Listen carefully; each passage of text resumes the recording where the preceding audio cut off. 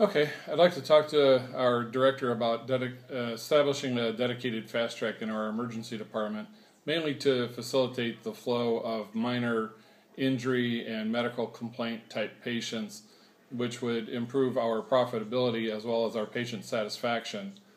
Really, as it stands right now, about 80% of our patients are walk-ins, which are relatively minor medical complaints.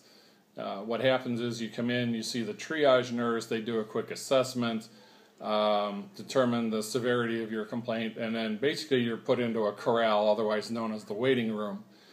The problem with that, of course, is that it can take up to several hours to get out of the waiting room and into a treatment room in the back where you're evaluated by the nurse or the physician assistant or the doctor. The rooms that are available as we're currently set up are randomly scattered throughout the emergency department. In other words, when there's a room that opens up, depending on how severe your complaint is compared to everybody else that's waiting, determines when you come back into a room.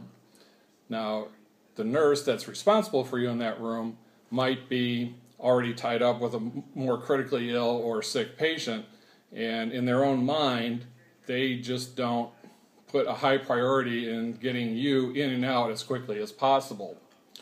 Even though you have a relatively minor complaint, because you're sitting there waiting, and again, this can take hours, patients and their family members often become angry and actually become quite impatient. If we have a dedicated fast track with a certain number of rooms in a certain area of the emergency department with dedicated staff, we can turn these patients over, turn the rooms over more quickly, because that nurse is only taking care of minor complaint patients.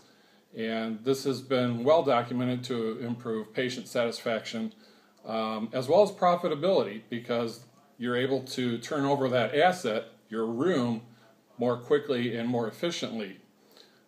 I think this is a good idea because really it would have no additional expense for us in the emergency department. We already have the rooms, we already have the staff.